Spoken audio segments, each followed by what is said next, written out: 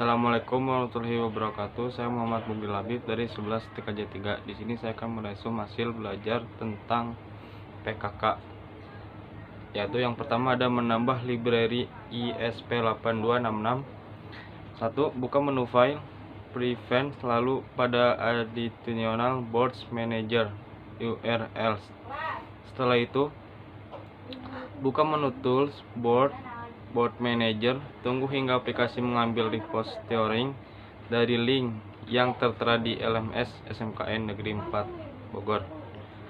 Ekstrak CH141IER, lalu klik setup dan install sampai komplit. Ekstrak file ESP8266-nya dan pilih semua, lalu copy ketika aplikasi Arduino sudah terinstall.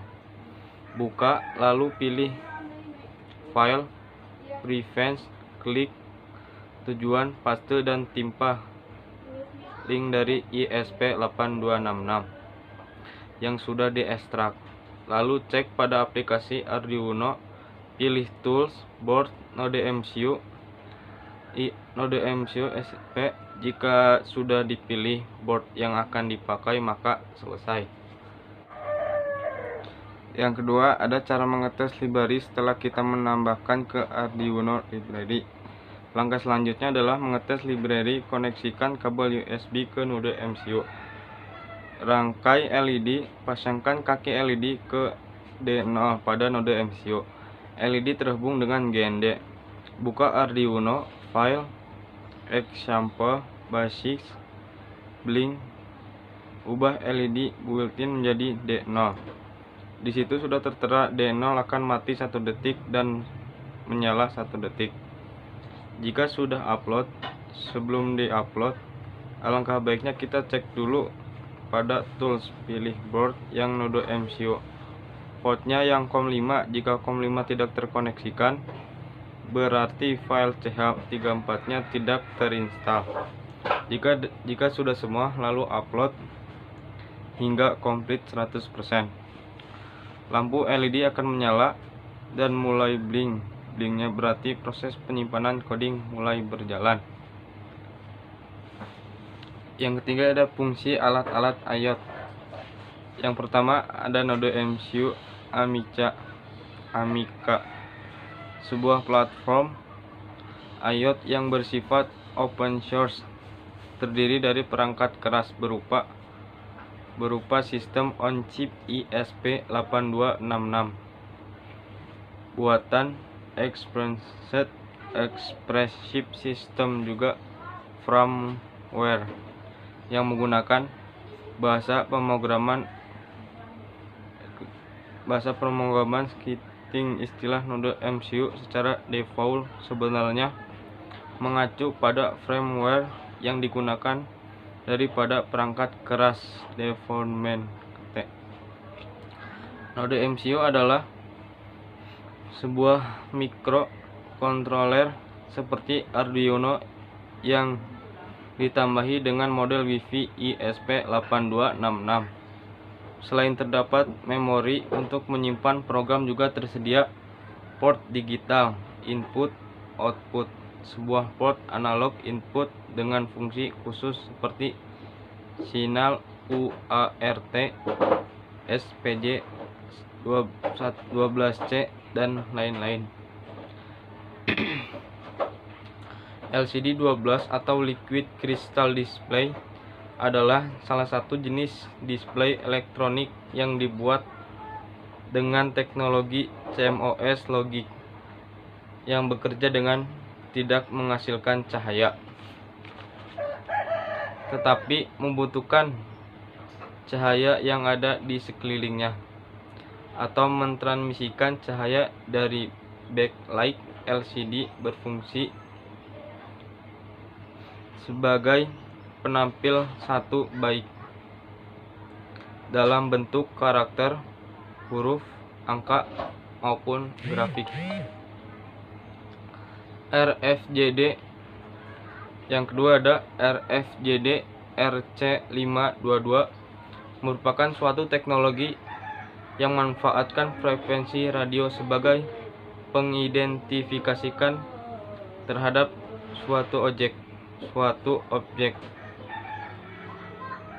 RFID ini mempunyai dua komponen utama, yaitu RFID tag yang merupakan sebuah perangkat yang akan diidentifikasikan oleh RFID reader yang dapat berupa perangkat port maupun perangkat pasif maupun aktif yang berisi suatu data dan informasi. Yang kedua adalah RFID reader yang berfungsi untuk membaca data dan RFID tag.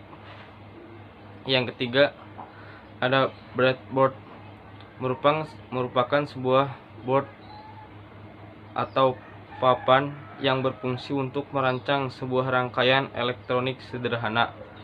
Breadboard tersebut nantinya akan dilakukan prototype atau uji coba tanpa harus melakukan solder. Yang keempat ada LED, komponen elektronik yang dapat memancarkan cahaya monokromatik ketika ditekan tegangan maju. LED merupakan keluarga dioda yang terbuat dari bahan semikonduktor. LED juga dapat merancang sinar inframerah yang tidak tampak oleh mata, seperti yang sering kita jumpai remote control TV ataupun remote control yang terdapat pada remote control lainnya. Kaki LED yang panjang berarti positif dan juga yang pendek berarti negatif. Yang kelima ada kabel jumper. Adalah kabel elektrik yang memiliki PTN konektor di setiap ujungnya dan memungkinkan untuk menghubungkan dua komponen yang melibatkan Arduino tanpa memerlukan solder. Intinya, kegunaan kabel jumper ini adalah sebagai konduktor listrik untuk menyambungkan rangkaian listrik. Lalu ada RF rangkaian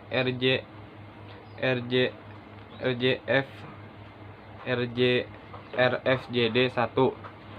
Yang pertama, kita pasangkan node MCU dan MFRC522 ke papan breadboard dan hubungkan dengan kabel jumper male to male dengan skema bin MFRC522 ke node MCU, SDA ke D4, SCK ke D5, MOSI ke D7, MISO ke D6, GND ke GND, RST ke D3, 3.3 volt ke 3.3. Lalu kita masuk